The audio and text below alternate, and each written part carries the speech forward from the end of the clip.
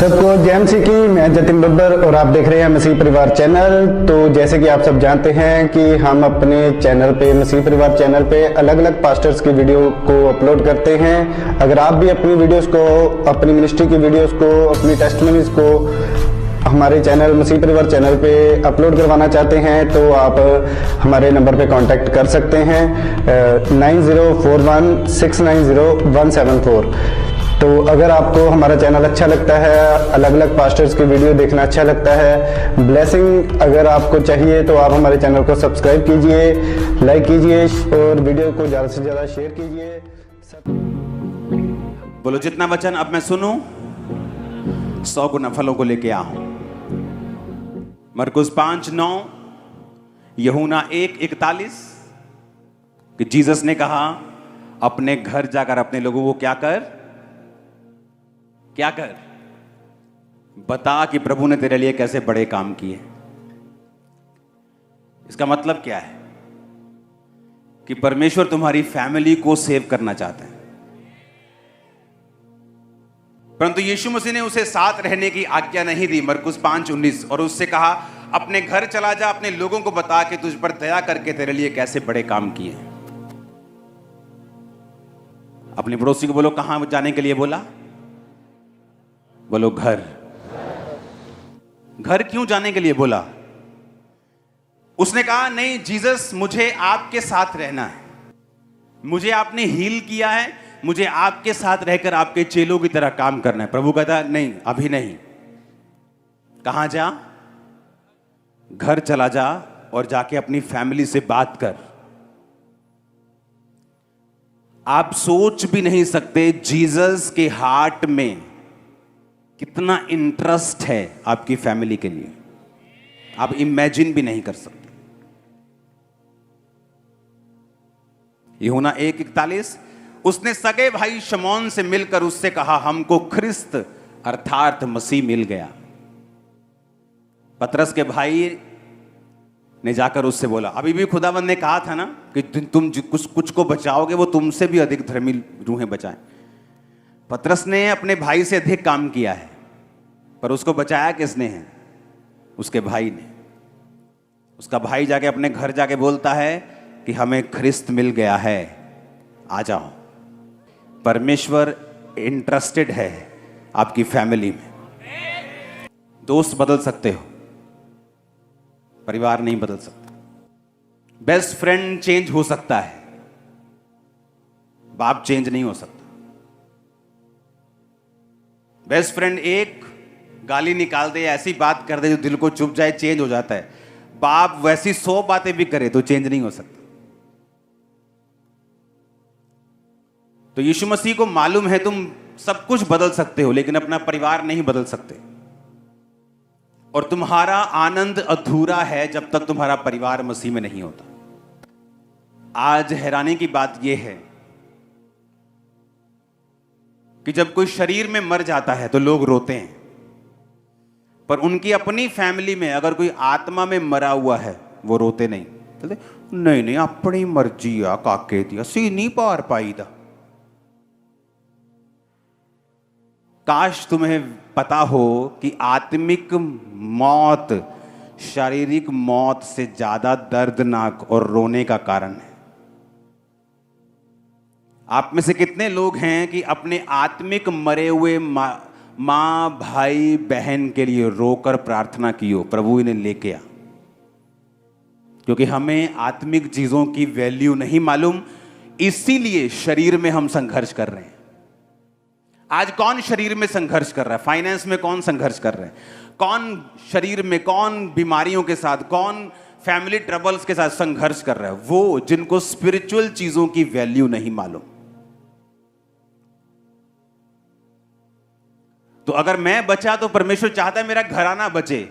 और मैं आपसे पूछता हूं, आपके चाचा चाची, ताया ताई, मम्मी पापा, भाई बहन अगर नहीं बचे तो मैं पूछता हूं कितने दिन आपने उनके लिए रोकर प्रेयर की है कि वो बचाए जाएं?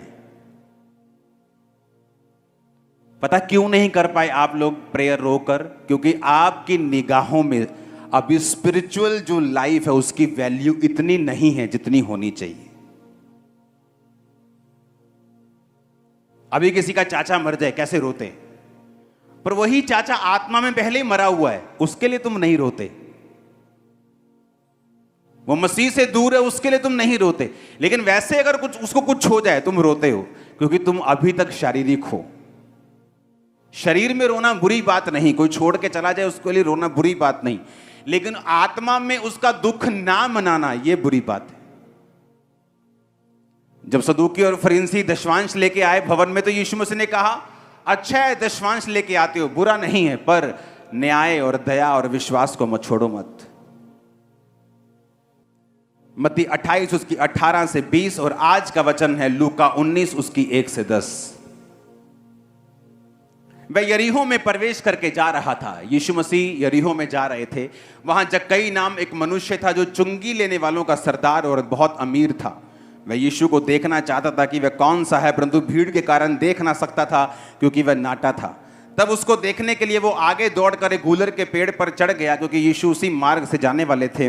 जब यीशु उस जगह पहुंचे तो ऊपर दृष्टि करके कहा, हे जक्कई झट उतर आ, क्योंकि मुझे तेरे घर में जाना जरूरी है। वह तुरंत उतरकर आनंद से उसे अपने घर ले गया।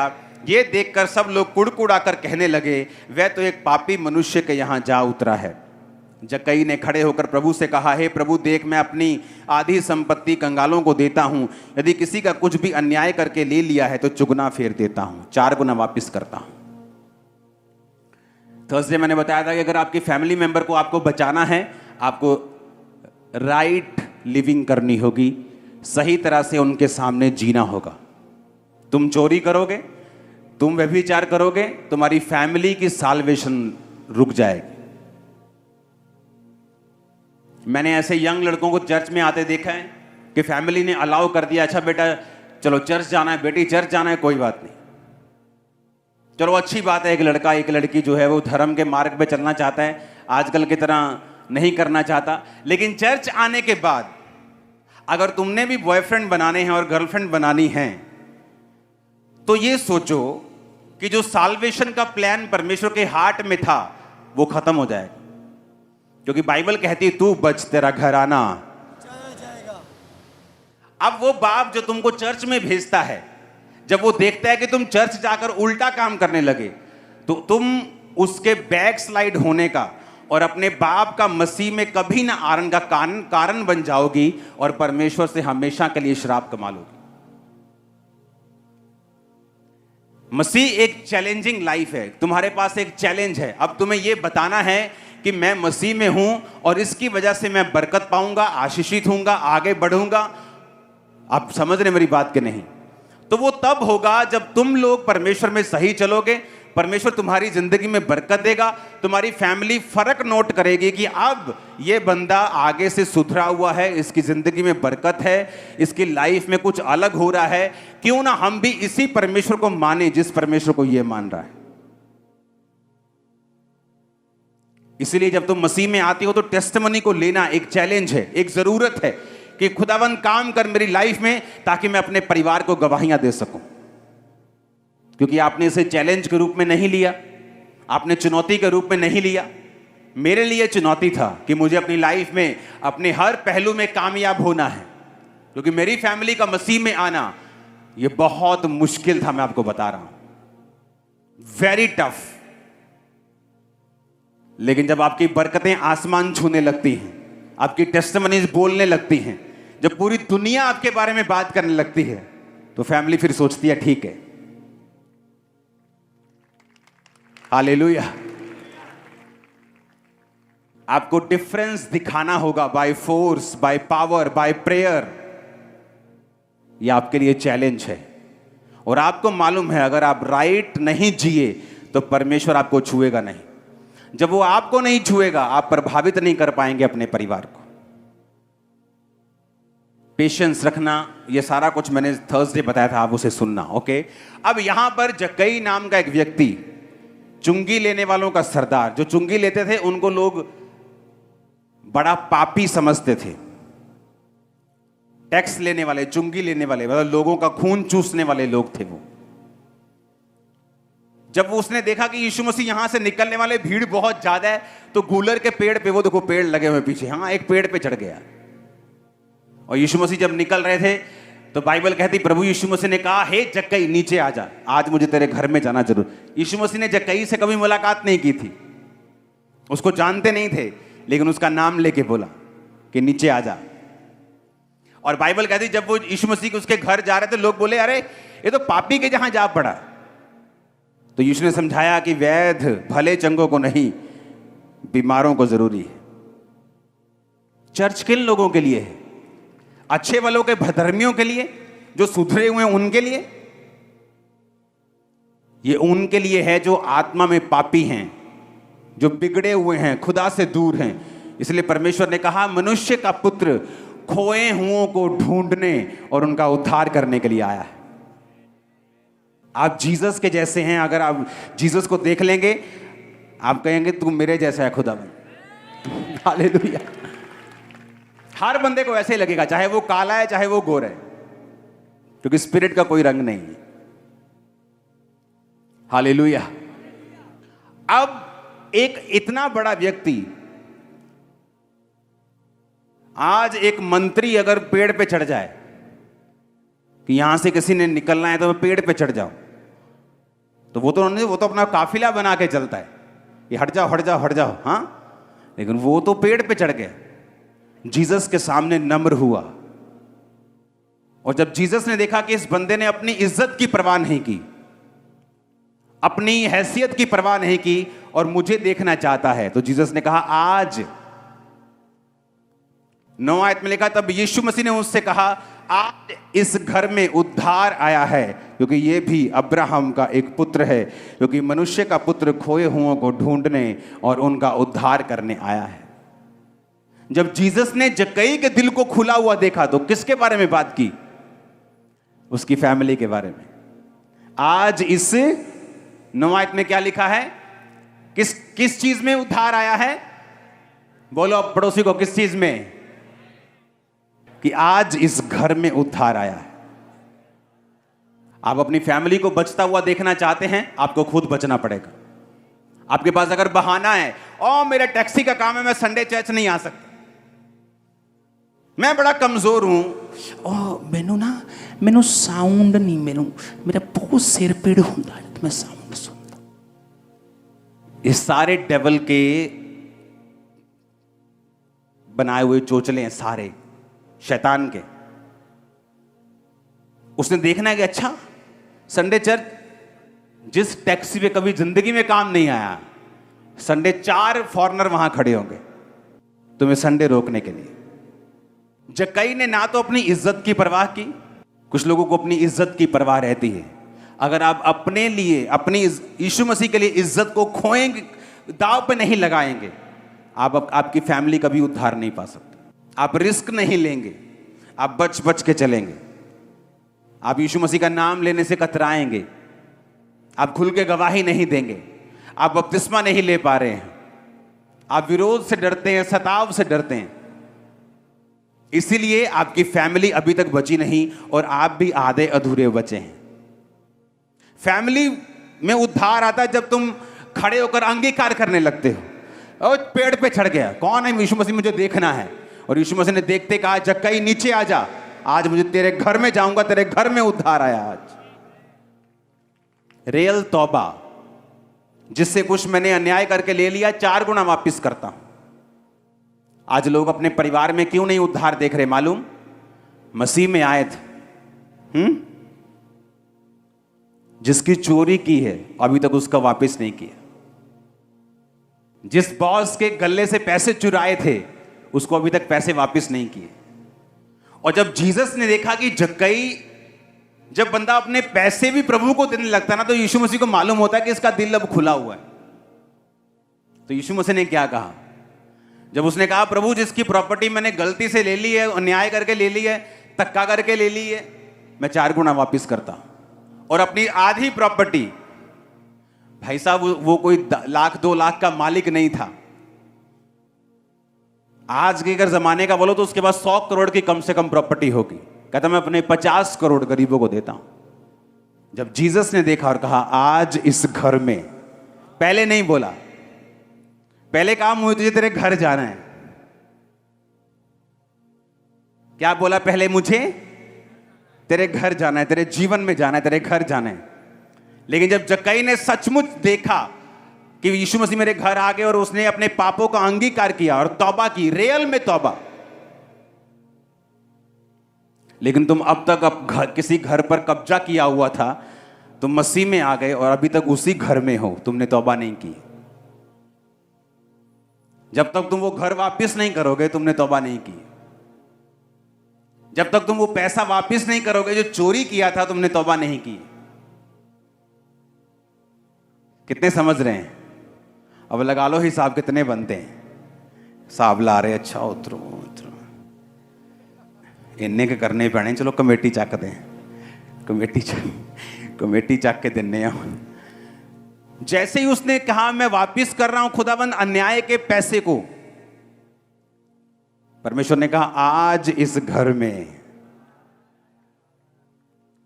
आज तू बचा बेटा, तेरा घराना भी बचा। बिना स्वर्ग जाना अच्छी बात है, लेकिन अकेले जाना बुरी बात है। स्वर्ग जाओ अच्छी बात है, लेकिन अकेले जा रहे हो, तुम्हारी फैमिली मेंबर्स को साथ नहीं लेके जा रहे हो, दोस्तों को लेके नहीं जा रहे हो, पब्लिक को लेके नहीं जा रहे हो। यीशु मसीह ने कहा पवित्र आत्मा तुम पर आएगा, तुम सामर्थ पाओगे, यहूदिया में, यरूशलेम, यहूदिया, सामरिया, पृथ्वी की छोर तक तुम मेरे गवाह होंगे। यरूशलेम आपका घर, आपका शहर, आपका ऑफिस, आपका काम का स्थान, यहूदिया और सामरिया अन्य जातियों के लोग जो आपको नहीं जानते, और पृथ्वी की छोर। जब एक व्यक्ति सुसमाचार की सेवकाई में बढ़ जाता है तो दुनिया के छोर तक फिर वो प्रचार करता है। लेकिन उसने कहा शुरुआत तुम्हारे यरूशलेम से होगी। तुम्हारा लोकल टाउन, तुम्हारा लोकल मोहल्ला, तुम्हारा घर, तुम्हारे रिश्तेदार, तुम्हारे जानने वाले लोग जो तुम्हें जानते हैं, यरूशलेम का मतलब वो है। हालेलुया। जब पवित्र आत्मा तुम पर आएगा तुम सामर्थ को पाओ।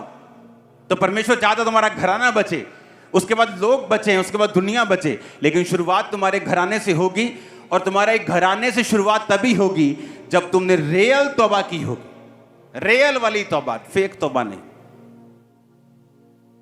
ऐसे मसीह व्यक्ति को मैं जानता हूं जिसने 15 साल बपतिस्मा नहीं लिया। पता है क्यों? क्योंकि जहां वो काम करता था वहां सिलेंडर की गैस चोरी करनी पड़ती थी उसे, और बोलता है मेरा सरता नहीं घर का। इमेजिन करो 15 साल, अगर उसका 15 साल में एक्सीडेंट होता वो मर जाता, स्वर्ग नहीं जाता। अगर आप अपनी स्पिरिचुअल लाइफ के लिए सीरियस नहीं है तो परमेश्वर ने कहा अगर तू थोड़े में अधर्मी है तो तुझे ज्यादा फिर कौन देगा। तू थोड़े में वफादार नहीं है, तुझे ज्यादा फिर कौन देगा। कितने समझ रहे हैं? आप अपने आप को एक चुनौती के रूप में लो कि मुझे ब्लेस होना है, मुझे अपनी बरकतों से, अपनी लाइफ से एक ऐसा आदमी बनना है जिसे देखकर दूसरे प्रभावित हों और मसीह में आए। आपका परिवार आपके प्रचार से कभी नहीं बचता।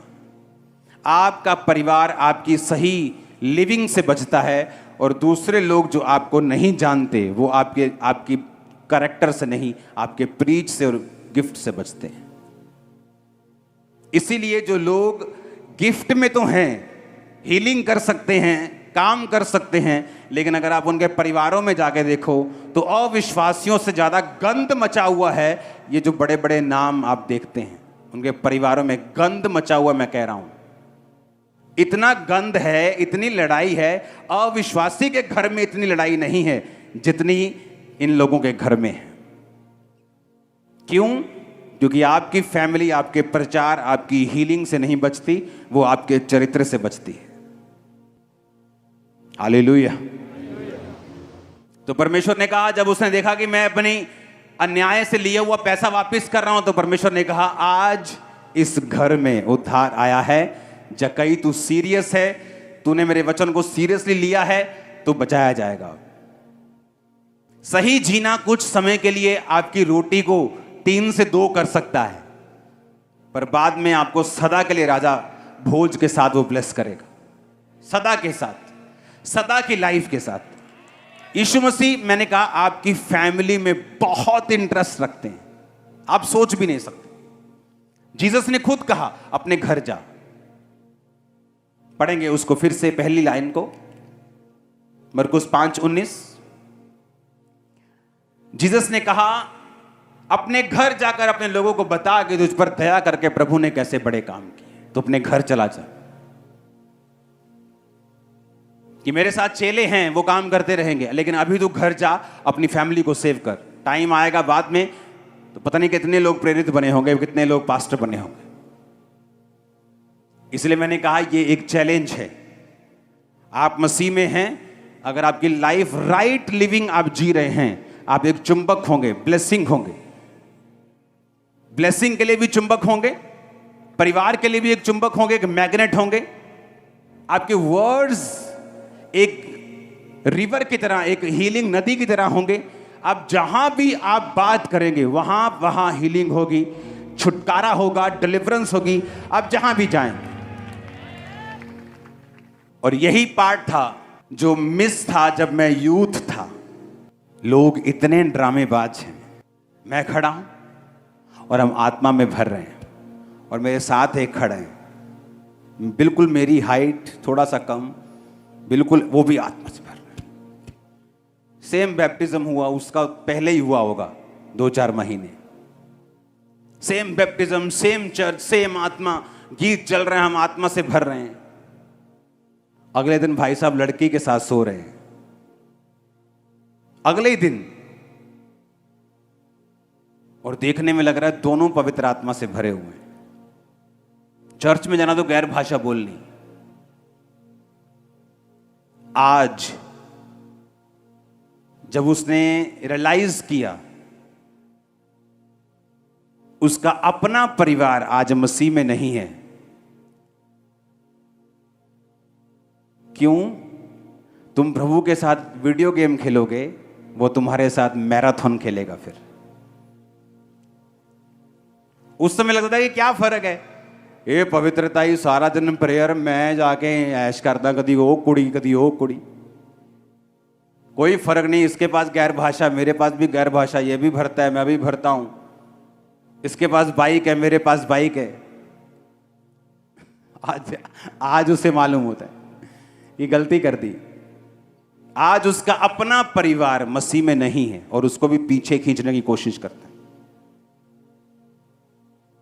और सिर्फ 2 जने हैं परिवार में। सेव क्यों नहीं हुए? यीशु मसीह के वचन को सीरियसली नहीं लिया। तू बच, तेरा घराना। बहुत सी बहनें आती थी, मेरे पति को बचाओ, मेरी वाइफ को, मेरी ननद को बचाओ, वो नहीं। परमेश्वर ने क्या कहा? तू बच, तेरा घराना। जब तुम्हारा स्वभाव अविश्वासियों से भी बुरा है, ना तुम हेल्प करते हो, ना तुम किसी काम के हो, अगर तुम विश्वासी हो, अपनी फैमिली में हो, तुम एक प्रॉब्लम सॉल्वर होने चाहिए। तुम्हें अपनी लाइफ को ऐसा बनाना है कि वो तुम्हारी लाइफ इतनी ग्रेसफुल हो। पैसा मायने नहीं रखता, चाहे तुम 15, 20, 25 हजार की जॉब पे क्यों नहीं हो, लेकिन वफादारी परमेश्वर से, उन्हीं चीजों में जहां पर परमेश्वर ने आपको रखा है, फेथफुल रहना। फिर देखो परमेश्वर क्या करता है, वो रास्ते कैसे खोलता है, वो कैसे तुम्हें बढ़ाता है, कैसे तुम्हारे परिवार को बचाता है। उसने कहा अपने घर जाकर लोगों को बता कि यीशु ने तेरे लिए कैसे बड़े बड़े काम किए। कितना इंटरेस्ट है परमेश्वर के हार्ट में आपकी फैमिली के लिए। जैसे जकई ने कहा, प्रभु मैं वापिस कर रहा हूं प्रॉपर्टी, आधी मैं बांट रहा हूं, और जिससे मैंने कोई घपला करके ले लिया 4 गुना वापिस कर रहा हूं। आज इस घर में रियल तौबा मुंह से नहीं होती, सिर्फ कर्मों से होती। पुराने नियम में जब भी तौबा की गई, मुंह से नहीं की गई। बैल लेके गए, बकरी लेके गए, भेड़ लेके गए, कोई मुंह से तौबा नहीं कर रहा। पाप बलि चढ़ानी, बकरी, बैल, भेड़, कबूतर, यानी कर्मों से बलि देते थे वो। तौबा कर ली, पर उसी चोरी के बाइक में घूम रहे हैं और प्रेयर भी कर रहे हैं चलाने से पहले, प्रभु जी इन्हू अपने लहू च छुपाओ। तो प्रभु भी देख रहे हो तो कि उन चोरी दियां बाइका में मैं लहू च छुपावा। हालेलुया। कि चोरी का मोबाइल भी अब मैं लहू में छुपाऊं। लहू मेरा इतना सस्ता नहीं है कि कब्जा किए घर पर मैं दूतों का बाड़ लगाऊं। कितने समझ रहे हैं? ये सिनेरियो है आजकल की क्रिश्चियन लाइफ का। जब आप समझ जाते हैं कि सारा कुछ मेरे से जुड़ा हुआ है, मेरा भाई कितना खराब है इससे मतलब नहीं। ऐसे चर्च लगी होती थी तब मेरा ख्याल कुछ 100 लोग आते होंगे, जस्ट 4 टेंट, ये 1 2 3 4, ये चर्च थी समझ लो।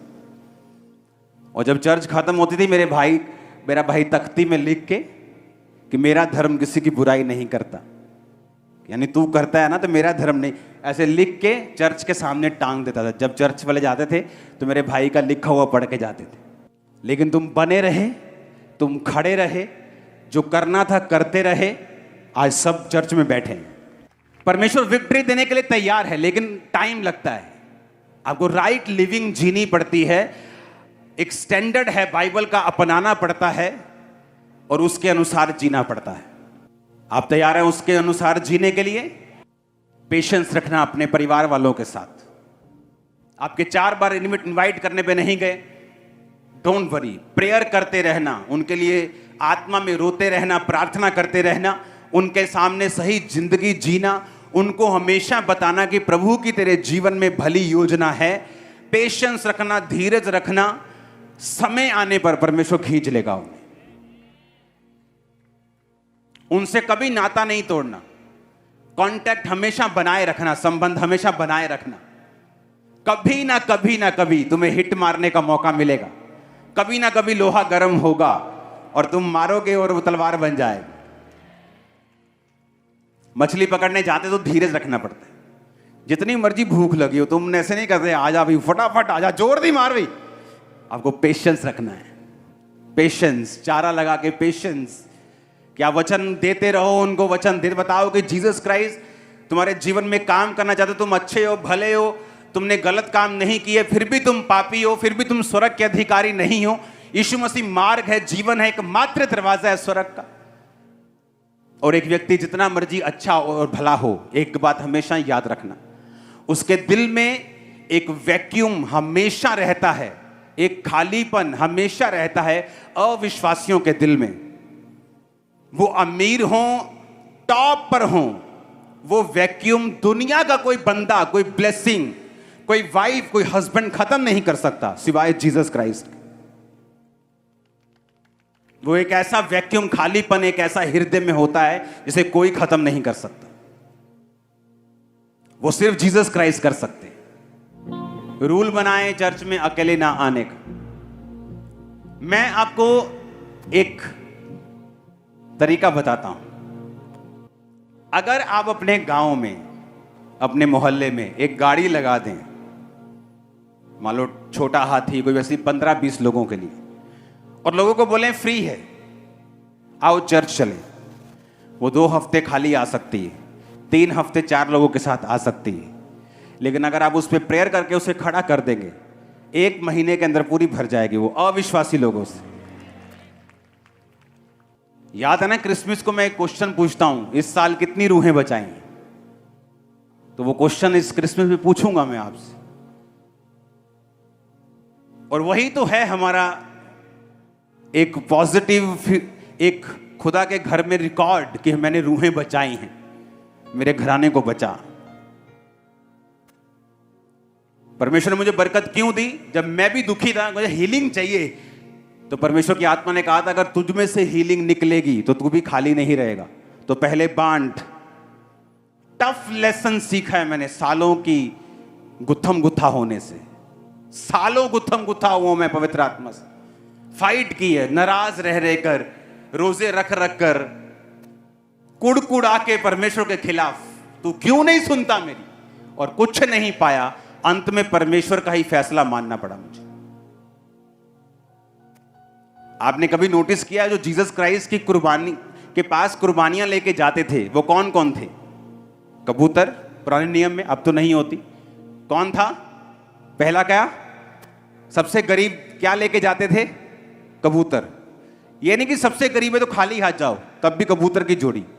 उसके बाद भेड़, बकरी का 1 साल का बच्चा, हाँ, बछड़ा, अगर आप सभी जानवरों के कैरेक्टरिस्टिक्स चेक करेंगे, ये सारे बड़े नम्र जानवर हैं, भोले हैं। भेड़ को चेक करो, चल नहीं सकती चरवाहे के बिना। कबूतर किसी को हानि नहीं पहुंचाता। बछड़ा, उसे अगर आप पालेंगे देखेंगे कितना मासूम है वो। सूअर की कुर्बानी क्यों नहीं बोला परमेश्वर? आप सूअर को काटने वक्त देखो, चिल्लाता है वो, इतना चिल्लाता है वो, इतना शोर मचाता है वो। आप भेड़ को कटते हुए देखो, बिल्कुल शोर नहीं करती। तो कई लोग सूअर की तरह होते हैं कि परमेश्वर से लड़ी जाना, बहस करी जानी, कुड़कुड़ाई जाना, तू वाह नहीं करता, वो नहीं करता, और परमेश्वर बोल रहा है समर्पित हो जा, भेड़ बन जा, सूअर मत बन। चीख चिल्लाहट आत्मा में मत डाल। जो काम जिस टाइम पर होना है तभी होना है। तुझे अगर ये रास्ता अपनाना पड़ेगा पवित्रताई का, प्रेयर का, तो इसी रास्ते से बरकत आएगी, चाहे 8 साल लगे। तेरे सूअर की तरह चिल्लाने से 2 साल में काम नहीं होगा। जब स्पिरिट में तुम ये बात समझ जाते हो, लाइफ इजी हो जाती, आसान हो जाती। तुम सीखोगे, समझोगे, और एक आसान जिंदगी जियोगे जो आशीषों से भरी हुई होगी इन जीसस ने। अपने हाथों को उठाओ, सब जन खड़े हो जाओ, ऊंची आवाज से बोलो थैंक यू जीसस।